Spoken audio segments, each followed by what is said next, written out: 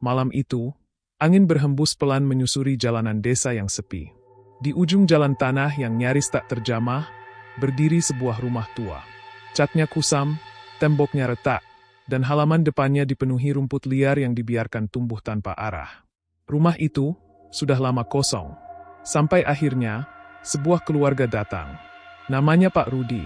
Seorang buruh pabrik yang baru saja kehilangan kontrakan karena tidak mampu membayar. Bersama istrinya, Bu Sari, dan anak mereka yang masih berusia 6 tahun, Dika, mereka tidak punya pilihan lain. Harga rumah itu terlalu murah untuk ukuran rumah permanen. Tidak masuk akal. "Pak, yakin kita mau tinggal di sini?" tanya Bu Sari pelan, matanya menyapu halaman yang terasa dingin meski matahari masih tinggi. Pak Rudi menghela napas. "Daripada kita tidur di jalan, Bu, ini satu-satunya yang kita punya sekarang." Dika, anak kecil itu, hanya diam. Matanya menatap kosong ke arah halaman belakang. Seolah ada sesuatu yang menarik perhatiannya. Hari pertama mereka membersihkan rumah itu berjalan biasa. Debu tebal menempel di setiap sudut. Lantai terasa dingin, bahkan saat siang hari. Anehnya, tanah di halaman terasa lebih lembek dari seharusnya, seperti baru saja digali. Tapi Pak Rudi tidak terlalu memikirkan itu. Sampai sore hari, seorang nenek tua datang menghampiri pagar. Wajahnya keriput, matanya sayu, tapi tatapannya tajam. "Mas, baru pindah ya?" tanyanya pelan. "Iya, Mbah," jawab Pak Rudi ramah. Nenek itu diam sejenak.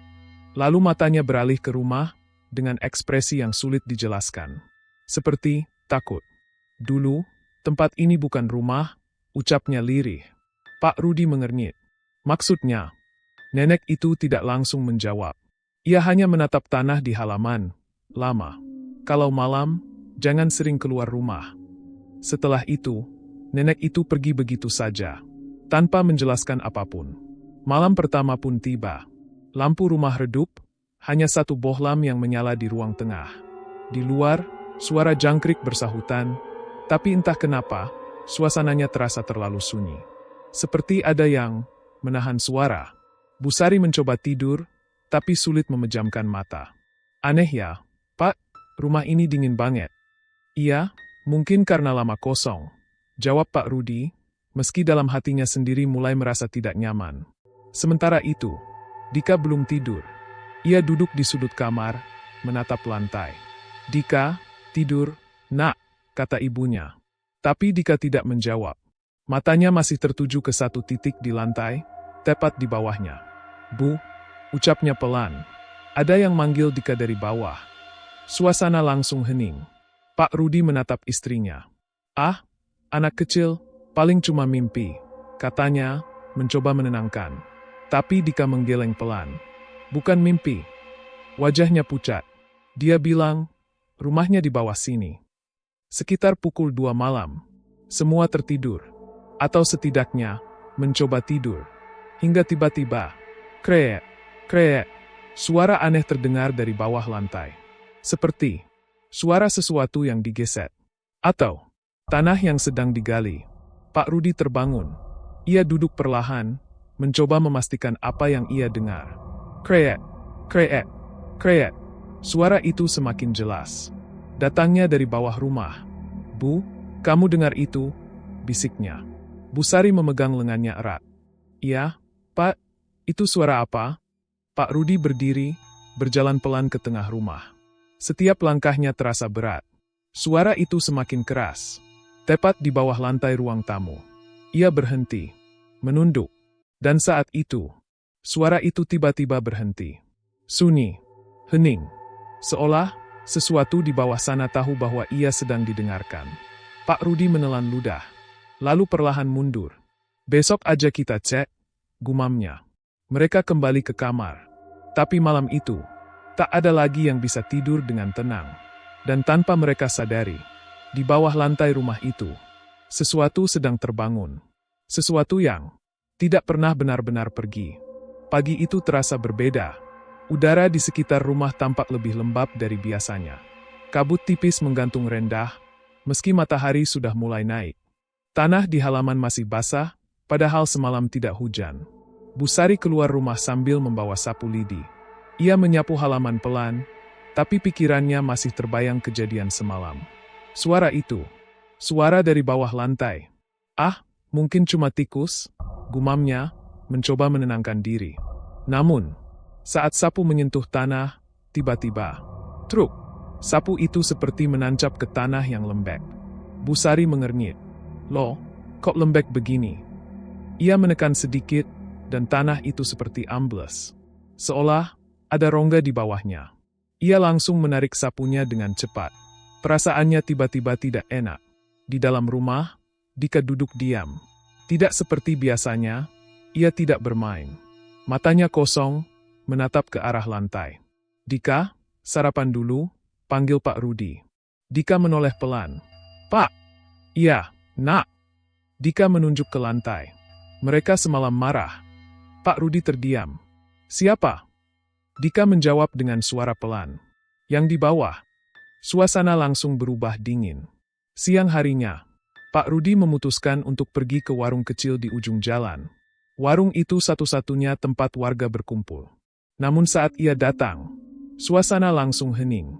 Beberapa warga yang sedang duduk langsung saling pandang. Ada yang berbisik pelan. Ada yang pura-pura tidak melihat. Pak Rudi merasa aneh. Ada yang salah ya, pikirnya. Ia duduk, memesan kopi. Tak lama, seorang nenek tua yang kemarin datang, muncul lagi. Ia duduk di samping Pak Rudi. Kamu masih bertahan di rumah itu? Tanyanya tanpa basa-basi. Pak Rudi tersenyum kaku. Iya, Mbah, kenapa memangnya? Nenek itu tidak langsung menjawab. Ia menyesap tehnya pelan, lalu berkata dengan suara berat. Mas, kamu tahu nggak, dulu itu tanah apa? Pak Rudi menggeleng. Tanah itu, dulu kuburan. Pak Rudi terdiam. Tapi kan, sudah jadi rumah, Mbah. Nenek itu menggeleng pelan. Bukan sekadar kuburan. Matanya menatap tajam. Itu kuburan lama, yang dipindahkan paksa. Pak Rudi mulai merasa tidak nyaman. Maksudnya dipindahkan paksa. Nenek itu menarik napas panjang. Dulu, ada proyek pembangunan di sini. Semua makam disuruh pindah. Katanya sih dipindahkan ke tempat lain. Tapi, ia berhenti. Suasana di warung tiba-tiba hening. Beberapa warga menunduk, seolah tidak ingin mendengar kelanjutannya. Tapi banyak yang gak sempat dipindah. Pak Rudi menelan ludah. Maksudnya, nenek itu mendekat sedikit. Suaranya makin pelan. Masih ada, di bawah rumahmu. Angin tiba-tiba berhembus kencang. Daun-daun kering beterbangan. Pak Rudi merasa bulu kuduknya merinding. Itu cuma cerita orang dulu kan, Mbah? Ia mencoba menyangkal. Nenek itu tersenyum tipis. Tadi malam, kamu dengar sesuatu, kan? Jantung Pak Rudi langsung berdegup kencang. Ia diam, tidak menjawab. Tapi wajahnya sudah cukup menjelaskan. Nenek itu berdiri perlahan. Ingat, jangan ganggu mereka. Kalau mereka bangun, kamu yang bakal diganggu. Sore harinya, Pak Rudi pulang dengan pikiran kacau. Ia mencoba menenangkan diri. Itu cuma sugesti, cuma omongan orang tua. Namun saat ia membuka pintu rumah, ia langsung terdiam. Busari berdiri di tengah ruang tamu. Wajahnya pucat. Pak, ada apa? Busari menunjuk ke lantai. Tadi, lantai ini bergerak. Pak Rudi terdiam. Bergerak, gimana? Kayak, ada yang dorong dari bawah. Suasana hening. Dika tiba-tiba muncul dari kamar. Ia tersenyum kecil. Tapi senyum itu terasa aneh. Pak, mereka bilang. Pak Rudi menatapnya. Bilang apa? Dika menunduk pelan. Lalu berbisik. Rumah ini bukan punya kita. Malam pun kembali datang. Lebih gelap. Lebih sunyi. Dan kali ini, suara itu datang lebih cepat. Kreet. Kreet. Bukan hanya satu titik. Tapi, dari berbagai arah. Dari bawah seluruh rumah. Seolah, banyak tangan. Sedang menggali. Dan di bawah sana, yang terkubur. Mulai mengingat, bahwa tempat itu, pernah menjadi rumah mereka.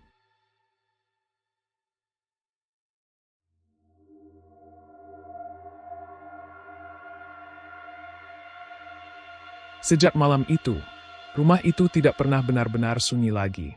Selalu ada suara. Entah itu langkah kaki pelan, atau suara gesekan dari bawah lantai, atau bisikan yang tak jelas dari sudut ruangan. Pagi hari seharusnya menjadi waktu paling tenang. Tapi tidak di rumah itu. Bu Sari mulai menyadari sesuatu yang aneh pada Dika. Anaknya itu berubah. Ia lebih sering diam, jarang bermain di luar, dan lebih sering duduk sendiri di sudut rumah. Seperti pagi itu, Dika duduk di pojok ruang tamu, menghadap tembok, seolah sedang berbicara dengan seseorang. "Iya, nanti aku bilang ke bapak." "Iya, aku juga takut." Suara kecilnya terdengar jelas. Bu Sari yang melihat dari dapur langsung merinding. "Dika, kamu ngomong sama siapa?" tanyanya pelan. Dika menoleh. Matanya kosong. "Sama teman, Bu." "Teman siapa?"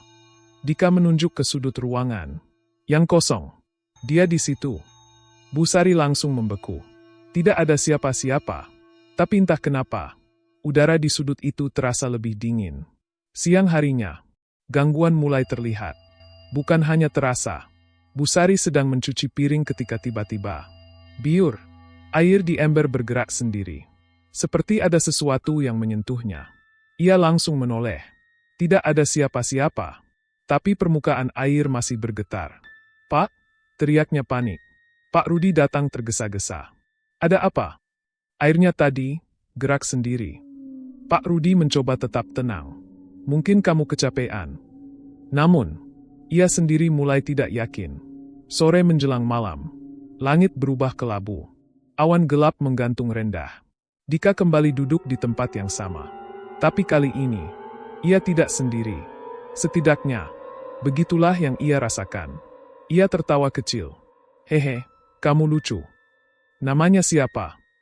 Ia diam sejenak, seperti mendengar jawaban. Lalu, wajahnya perlahan berubah. Senyumnya hilang. "Kenapa kamu nangis?" Ia menunduk. Gelap. Suasana di dalam rumah tiba-tiba terasa sangat dingin. Malam itu, untuk pertama kalinya, Bu Sari melihatnya. Ia terbangun sekitar pukul 1 dini hari. Haus. Ia berjalan ke dapur. Lampu ruang tengah menyala redup. Saat melewati kaca jendela, ia melihat sesuatu. Refleksi. Awalnya ia pikir itu bayangannya sendiri. Tapi, bayangan itu tidak bergerak. Bu Sari perlahan menoleh ke arah kaca. Dan di sana, ia melihat sosok hitam berdiri di belakangnya. Tinggi, diam, wajahnya tidak terlihat jelas. Seperti tertutup kegelapan. Bu Sari membeku. Napasnya tertahan. Ia ingin berteriak, tapi suaranya seperti hilang. Perlahan, sosok itu mengangkat tangannya, menunjuk ke bawah, ke arah lantai. Dan saat Bu Sari menoleh, blaak, lampu tiba-tiba mati. Gelap total. "Pak!" teriakan Bu Sari memecah malam. Pak Rudi langsung bangun dan menyalakan lampu. "Kenapa?" Bu Sari gemetar hebat. Di kaca tadi, ada orang." Pak Rudi langsung memeriksa. Tidak ada siapa-siapa. Hanya pantulan rumah yang kosong. Tapi, di lantai dekat jendela, ada jejak. Jejak tanah basah. Seperti seseorang baru saja berdiri di sana. Dika keluar dari kamar. Matanya setengah terbuka. "Bu, kamu lihat dia ya?" Bu Sari menatap anaknya. "Siapa, Nak?" Dika tersenyum kecil. Senyum yang tidak seperti biasanya. "Teman Dika." Dia bilang, dia nggak sendirian. Suasana langsung membeku. Dan malam itu, untuk pertama kalinya, mereka sadar, yang tinggal di rumah itu, bukan hanya mereka. Di bawah lantai, di dalam tanah yang lembab, sesuatu mulai bangkit. Dan mereka mulai mencari tubuh untuk ditempati. Sejak malam itu, rumah itu berubah. Bukan hanya suasananya, tapi juga baunya. Pagi hari, Bu Sari langsung terbangun dengan wajah meringis. Bau apa ini?" Ia menutup hidung. Bau itu anyir, lembab, seperti tanah kuburan yang baru digali. Ia berjalan ke ruang tengah, dan bau itu semakin kuat. "Pak, bangun, Pak." Pak Rudi terbangun dengan malas. "Ada apa sih, Bu?" "Cium deh." Pak Rudi menghirup udara. Wajahnya langsung berubah. "Iya, bau apa ini?" Bau itu seperti keluar dari lantai. Dari celah-celah kecil yang sebelumnya tidak mereka perhatikan. Dika sudah bangun lebih dulu. Ia berdiri di tengah ruangan, menatap lantai. Bu, mereka bangun lagi. Bu Sari langsung merinding. Siapa, nak? Dika tidak menjawab. Ia hanya tersenyum kecil, lalu berjalan pelan ke halaman belakang. Hari itu, Pak Rudi memutuskan untuk mengecek sumur. Air mulai terasa aneh sejak kemarin. Warnanya keruh, sedikit kecoklatan. Saat ia menimba air, ember yang naik membuat suara aneh. Klub, klub. Seperti ada sesuatu yang ikut terangkat. Pak Rudi melihat ke dalam ember. Airnya keruh, dan di dalamnya ada serpihan kecil, seperti tanah, atau sesuatu yang lebih buruk. Pak, jangan dipakai airnya. Suara Bu Sari terdengar dari belakang. Kenapa? Tadi aku lihat, kayak ada rambut. Pak Rudi langsung membeku. Rambut? Mereka saling pandang. Tidak ada yang berani bicara lagi. Siang hari, Dika bermain di halaman belakang. Atau setidaknya, terlihat seperti bermain. Ia jongkok, menggali tanah dengan tangan kosong. Pelan, seperti sedang mencari sesuatu. Dika, jangan kotor-kotor, teriak Bu Sari. Tapi Dika tidak berhenti. Bentar, Bu, ini punya dia. Apa maksud kamu? Dika diam. Lalu, tangannya berhenti menggali. Ia menatap sesuatu di dalam tanah. Perlahan, ia menariknya keluar. Dan saat itu, Bu Sari menjerit. Ah! Di tangan Dika, ada sesuatu. Panjang, putih, kotor oleh tanah. Itu, tulang manusia. Pak Rudi langsung berlari keluar. Apa yang terjadi? Bu Sari menunjuk dengan tangan gemetar. Itu. Pak Rudi melihat. Wajahnya langsung pucat. Dika masih memegang tulang itu. Dengan santai, dia bilang, ini punya dia. Suasana langsung sunyi. Angin berhenti. Bahkan suara burung pun hilang. Pak Rudi segera merebut tulang itu dan membungkusnya dengan kain. Bu, ini nggak beres.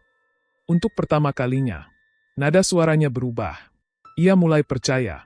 Malam itu, bau semakin kuat. Bukan hanya di ruang tengah, tapi di seluruh rumah. Seperti tanah basah memenuhi setiap sudut. Dan suara itu, kembali, lebih jelas, lebih banyak. Kreet, kreet, kreet. Bukan lagi satu arah, tapi dari bawah seluruh rumah. Dika duduk di tengah ruangan. Diam, matanya menatap kosong ke depan. Dika, panggil Pak Rudi. Tidak ada jawaban. Dika, pelan. Dika menoleh. Tapi, itu bukan tatapan anak kecil lagi. Matanya sayu, kosong, dan suaranya berubah. Berat, seperti orang tua. Kenapa kalian ambil? Bu Sari langsung memeluk Pak Rudi. Itu bukan Dika. Dika berdiri perlahan. Tubuhnya kaku.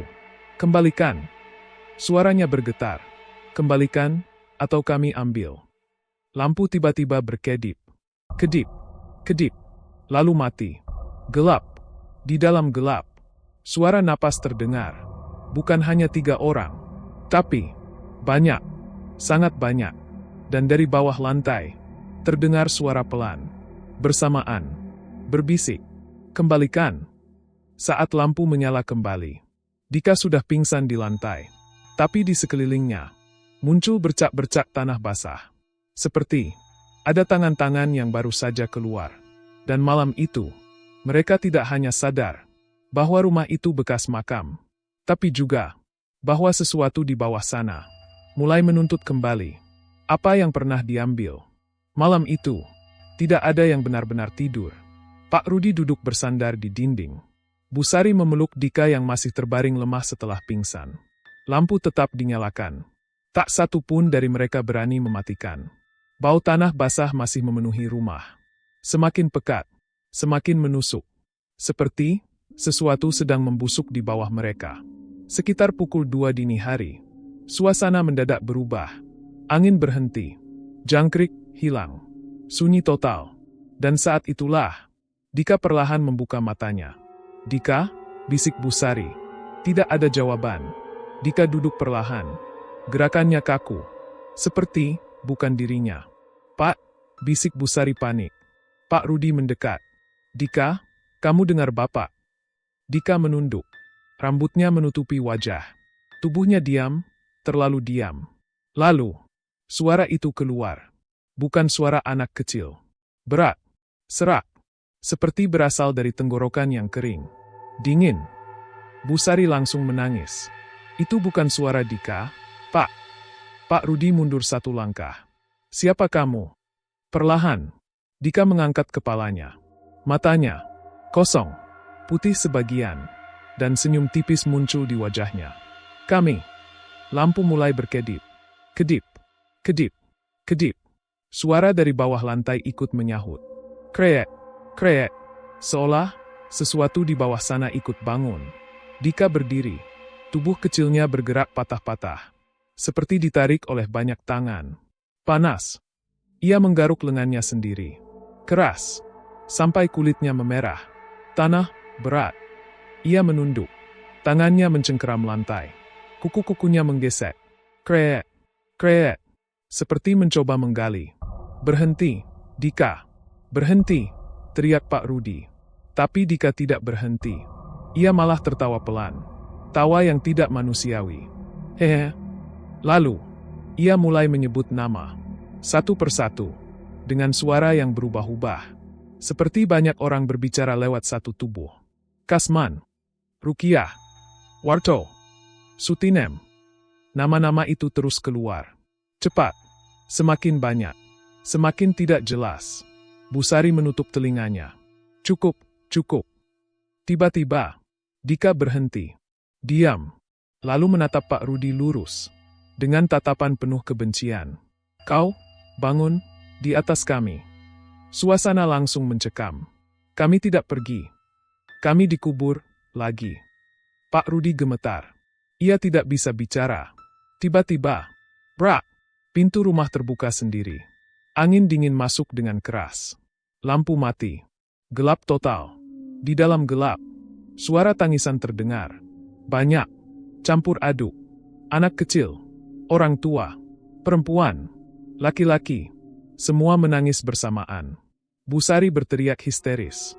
Pak! Pak Rudi meraba-raba mencari Dika. Tahan, nak, tahan. Tapi, tangan yang ia pegang, bukan tangan anak kecil.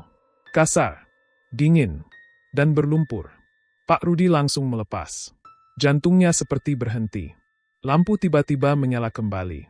Dan apa yang mereka lihat, membuat darah mereka membeku. Dika berdiri di tengah ruangan. Tapi di sekelilingnya, ada jejak-jejak kaki. Kecil, besar, banyak. Semua basah oleh tanah. Seolah ada puluhan orang berdiri di dalam rumah itu. Dika jatuh ke lantai. Tubuhnya lemas. Pingsan lagi. Sunyi. Tapi bukan sunyi yang tenang. Sunyi yang menunggu. Pak Rudi akhirnya berlutut. Wajahnya pucat. Bu, saya salah. Untuk pertama kalinya, ia mengakui. Rumah ini bukan tempat untuk hidup. Dan dari sudut ruangan, terdengar bisikan pelan. Dekat. Sangat dekat. Pergi, atau jadi bagian dari kami.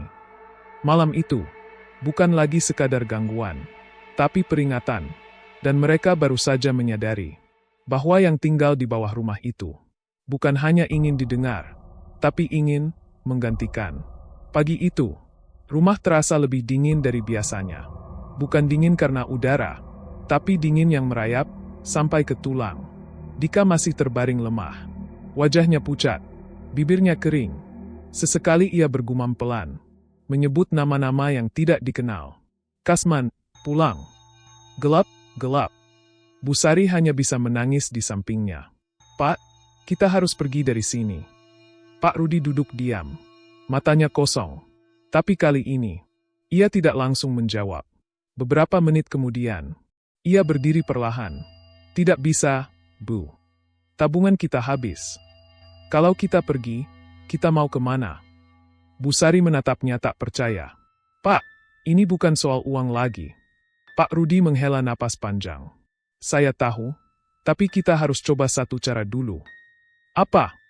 Pak Rudi menatap lantai. Panggil orang pintar, atau ustaz. Sore itu, seorang ustaz datang ke rumah mereka. Namanya Ustaz Rahman.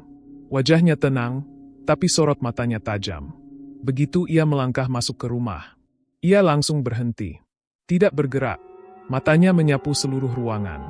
Lalu, ia menunduk, melihat lantai. Sudah lama, mereka di sini, ucapnya pelan. Pak Rudi dan Bu Sari langsung saling pandang. Ustaz, tolong kami. Ustaz Rahman mengangguk. Tapi kalian harus kuat, apapun yang terjadi nanti. Malam pun tiba. Ritual dimulai. Lampu dimatikan. Hanya cahaya lilin yang menerangi ruang tengah. Dika dibaringkan di tengah ruangan. Tubuhnya gemetar pelan. Ustaz Rahman mulai membaca doa. Suara lantang memenuhi ruangan. Awalnya, tidak terjadi apa-apa. Namun perlahan, angin mulai berhembus. Padahal semua pintu dan jendela tertutup. Lilin mulai bergoyang. Api kecilnya bergetar hebat. Dika tiba-tiba membuka mata. Dan langsung duduk. Gerakannya cepat. Tidak wajar. Keluar dari tubuh ini, tegas Ustaz Rahman. Dika tertawa. Pelan. Lalu semakin keras. Suara itu. Bukan satu. Tapi banyak. Tumpang tindih. Kami tidak diundang. Tapi kami tidak pernah pergi. Suara-suara itu keluar dari mulut Dika. Bersamaan. Seperti banyak orang berbicara sekaligus. Ustaz Rahman terus membaca doa. Lebih keras. Lebih tegas. Keluar kalian. Tiba-tiba. Suara keras dari bawah lantai. Seperti sesuatu menghantam dari dalam tanah. Lantai bergetar. Bu Sari menjerit. Pak! Dika menjerit. Tubuhnya melengkung ke belakang. Tidak wajar. Matanya putih semua. Sakit. Lalu, ia berteriak lagi. Dengan suara berbeda. Jangan ganggu kami. Tiba-tiba, semua lilin padam. Sekaligus. Gelap total. Di dalam gelap, suara itu muncul. Bukan dari Dika. Tapi dari bawah. Dalam sekali. Seperti dari perut bumi. Ini rumah kami. Ustaz Rahman berhenti membaca. Untuk pertama kalinya, wajahnya berubah. Tegang. Lampu tiba-tiba menyala kembali. Redup. Berkedip. Dika tergeletak lemah. Tapi suara itu masih ada. Di seluruh ruangan. Mengelilingi mereka. Ustaz Rahman berdiri perlahan. Keringat dingin mengalir di wajahnya. Ini bukan satu, atau dua. Ia menatap Pak Rudi. Dengan serius. Ini banyak. Dan mereka marah. Pak Rudi gemetar. Ustaz, bisa dibersihkan, kan? Ustaz Rahman diam. Lama. Lalu menggeleng pelan. Tidak semudah itu. Tanah ini sudah jadi tempat mereka. Dan rumah ini. Ia menatap lantai lagi. Dibangun di atas penderitaan mereka. Bu Sari menangis histeris. Terus kami harus bagaimana? Ustaz Rahman menatap mereka. Satu persatu. Pergi. Hanya satu kata. Tapi terasa berat. Tinggalkan rumah ini, sebelum mereka mengambil sesuatu dari kalian. Tiba-tiba, dari belakang mereka, terdengar suara pelan. Dekat sekali. Terlambat. Semua langsung menoleh. Tidak ada siapa-siapa. Tapi, di lantai, muncul retakan kecil. Memanjang. Dan dari dalamnya, keluar tanah basah. Pelan. Seperti sesuatu. Sedang mencoba keluar. Ustaz Rahman mundur satu langkah. Besok, jangan tunggu malam lagi. Pergi. Namun, mereka tidak tahu bahwa sejak mereka datang, mereka sudah terikat, dan rumah itu tidak akan melepaskan mereka dengan mudah. Malam setelah kedatangan Ustaz Rahman, tidak ada yang berani tidur. Pak Rudi duduk termenung. Tatapannya kosong. Kata-kata itu terus terngiang di kepalanya. Ini bukan satu, tapi banyak. Dan, pergi, sebelum mereka mengambil sesuatu. Pagi harinya, tanpa banyak bicara, Pak Rudi pergi menemui nenek tua di ujung desa. Satu-satunya orang yang sepertinya tahu kebenaran tempat itu. Nenek itu sudah duduk di depan rumahnya. Seolah sudah menunggu. Kamu akhirnya datang juga, ucapnya pelan. Pak Rudi langsung duduk di hadapannya. Mbah, tolong jelaskan semuanya. Saya sudah tidak kuat. Nenek itu menatap jauh ke arah tanah kosong di belakang rumahnya. Lalu mulai bercerita. Dengan suara pelan, tapi berat. Dulu, tempat itu bukan cuma kuburan biasa. Itu, kuburan lama. Sangat lama. Orang-orang desa dulu dimakamkan di sana, turun-temurun. Pak Rudi mendengarkan dengan napas tertahan. Tapi, sekitar 30 tahun lalu, ada proyek besar. Tanah itu dibeli untuk dibangun perumahan. Semua makam disuruh dipindahkan. Pak Rudi menelan ludah. Dipindahkan kemana? Mbah. Nenek itu tersenyum pahit. Itu yang jadi masalah. Awalnya, iya, dipindahkan. Tapi lama-lama, mereka kejar target. Waktu mepet. Biaya ditekan. Nenek itu menatap Pak Rudi tajam. Banyak yang tidak dipindahkan. Jantung Pak Rudi berdegup kencang. Maksudnya, nenek itu menunjuk ke tanah. Ditimbun. Sunyi. Angin berhembus pelan. Tapi terasa dingin. Mereka gali sebagian. Ambil tulang yang terlihat. Lalu sisanya, ditutup lagi. Dihampar tanah baru. Seolah tidak pernah ada apa-apa. Pak Rudi mulai gemetar. Berarti, masih ada, di bawah sana. Nenek itu mengangguk pelan. Bukan 1-2, tapi puluhan. Mungkin ratusan. Pak Rudi menunduk. Tangannya bergetar. Kenapa mereka marah seperti itu? Nenek itu menarik napas panjang. Karena mereka tidak dipindahkan dengan layak. Karena mereka diganggu. Dan, ia berhenti. Wajahnya berubah lebih serius. Ada yang lebih buruk. Pak Rudi menatapnya. Apalagi, Mbah? Nenek itu berbisik. Pelan sekali. Tahun terakhir sebelum proyek selesai. Ada kejadian aneh. Beberapa pekerja hilang. Pak Rudi membeku. Hilang? Nenek itu mengangguk. Awalnya dikira kabur. Tapi, ada yang melihat. Melihat mereka jatuh ke lubang galian. Dan, tidak pernah keluar. Dada Pak Rudi terasa sesak. Maksudnya, mereka. Nenek itu menatap dalam. Mereka ikut ditimbun. Suasana langsung terasa berat. Seperti udara menekan dari segala arah. Itu bukan cuma kuburan. Itu kuburan massal. Pak Rudi tidak bisa bicara lagi. Semua mulai masuk akal. Suara. Pau. Tulang. Nama-nama yang disebut Dika. Mbah. Rumah saya. Tepat di mana? Nenek itu menatapnya lama. Lalu berkata pelan. Di tengah. Pak Rudi langsung berdiri. Wajahnya pucat. Ya Allah. Rumahmu itu, lanjut nenek. Dibangun tepat di atas bagian paling dalam. Tempat yang tidak pernah dibongkar lagi. Angin tiba-tiba berhembus kencang. Daun-daun berguguran.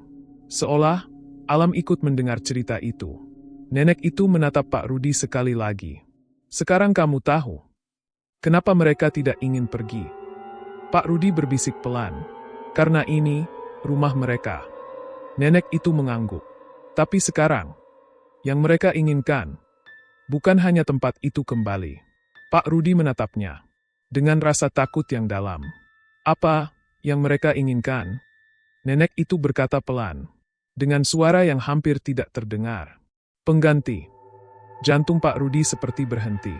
Setiap yang tinggal terlalu lama di sana akan dipanggil perlahan untuk tinggal bersama mereka. Pak Rudi mundur perlahan. Pikirannya kacau. Wajah Dika terlintas di kepalanya. Anakmu, lanjut nenek, sudah mulai dipilih. Dunia Pak Rudi seperti runtuh.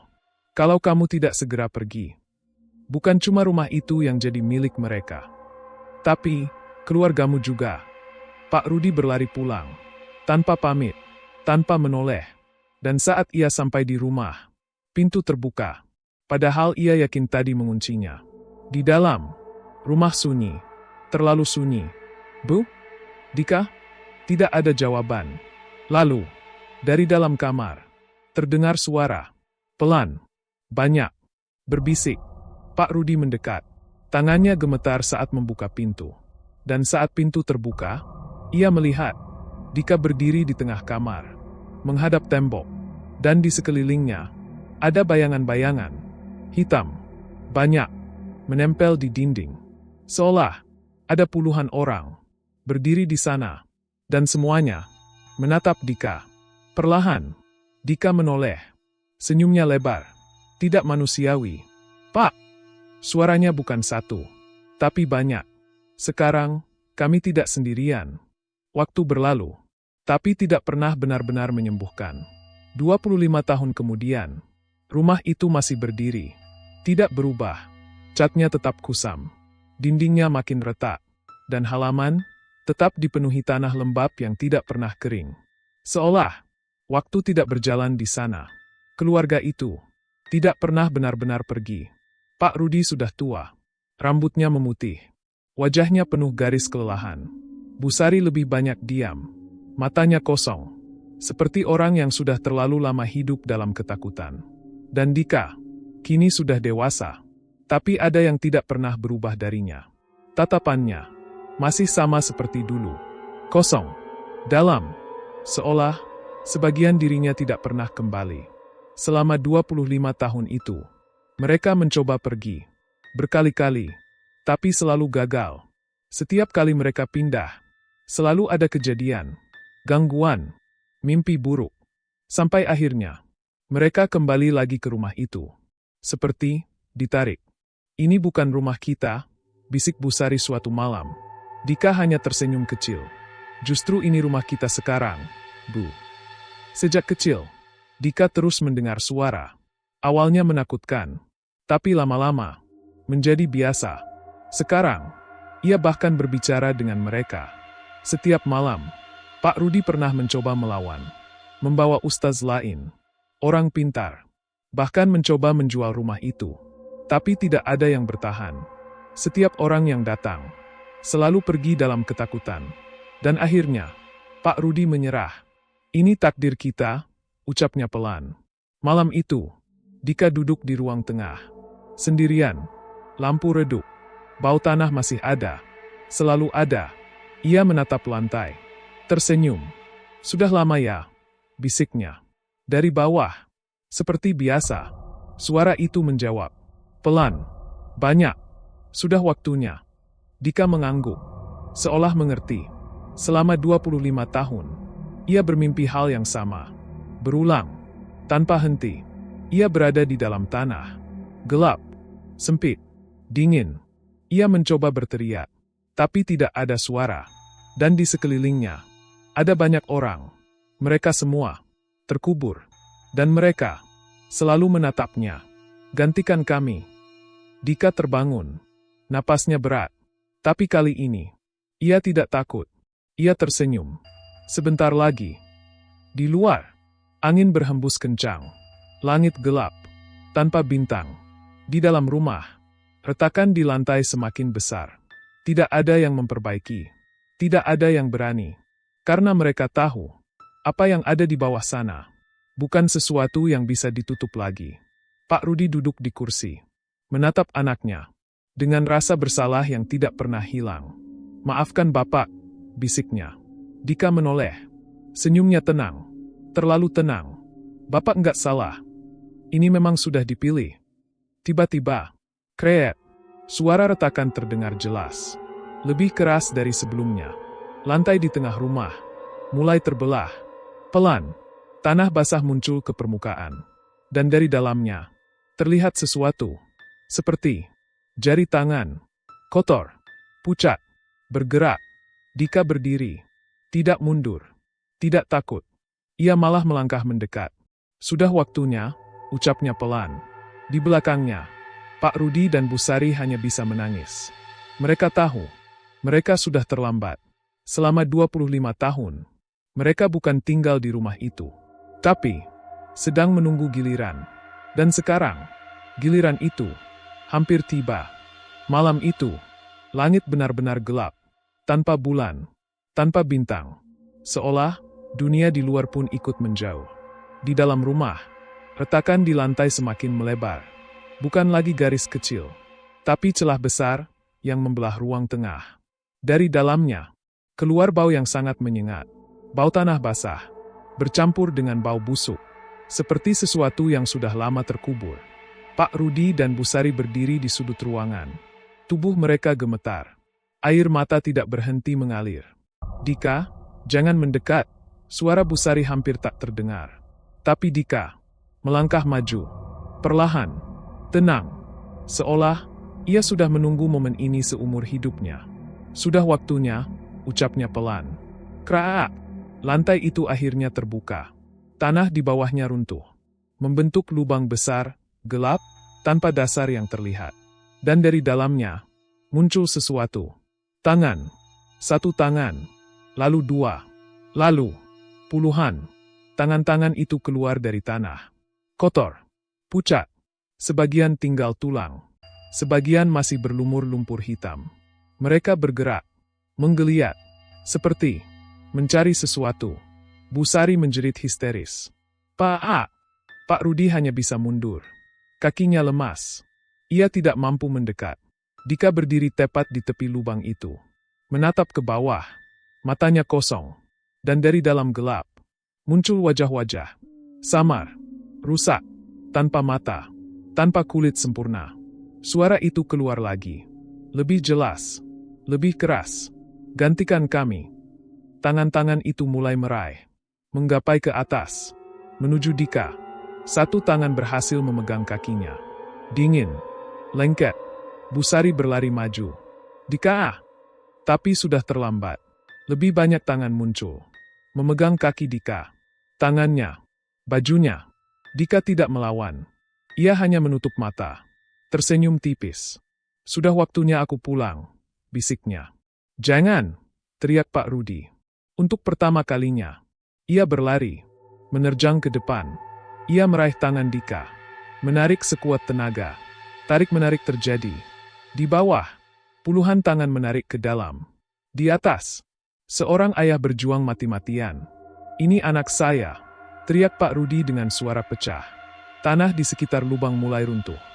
Retakan menyebar ke seluruh rumah. Dinding bergetar. Atap berderit.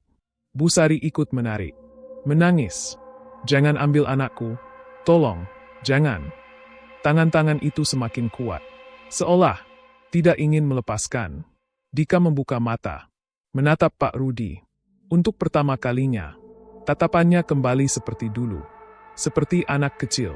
Pak! Air mata jatuh dari matanya. Tolong! Pak Rudi berteriak. Pegang Bapak. Pegang. Dika mengangkat tangannya. Tapi, tangan lain menariknya lebih kuat. Tubuhnya mulai masuk ke dalam lubang. Perlahan. Dari kaki. Ke pinggang. Busari menjerit histeris. Dika! Dan saat itu, Dika menatap mereka untuk terakhir kali. Maaf. Tiba-tiba. Brak! Lantai runtuh lebih besar. Pak Rudi terpental ke belakang. Pegangannya terlepas. Dan dalam sekejap, Dika hilang. Tertelan oleh kegelapan. Sunyi. Semua tangan itu perlahan menghilang kembali ke dalam tanah. Lubang itu menutup. Pelan. Seolah tidak pernah terjadi apa-apa. Yang tersisa hanya lantai retak dan bau tanah yang semakin pekat. Busari jatuh pingsan. Pak Rudi merangkak ke tengah ruangan. Tangannya gemetar. Ia menyentuh lantai, yang kini dingin dan keras kembali. Dika! Tidak ada jawaban. Tapi, dari bawah, sangat pelan, terdengar suara. Satu lagi. Pak Rudi membeku. Dan saat ia menoleh ke belakang, ia melihat sesuatu yang membuat jantungnya berhenti. Di dinding, muncul bayangan. Banyak. Dan salah satunya adalah bayangan Dika. Berdiri di antara mereka. Tidak lagi hidup. Tapi, tidak juga benar-benar mati. Setelah malam itu, tidak ada lagi yang sama. Rumah itu kembali sunyi. Seolah tidak pernah terjadi apa-apa. Tidak ada lubang. Tidak ada tangan. Tidak ada suara. Tapi, yang hilang tidak pernah kembali. Dika lenyap. Tanpa jejak. Tanpa tubuh. Tanpa kuburan. Hanya satu hal yang tersisa. Bayangannya.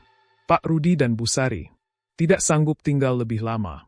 Beberapa hari setelah kejadian itu, mereka pergi tanpa membawa apapun, tanpa menoleh ke belakang. Dan sejak hari itu, rumah itu kembali kosong.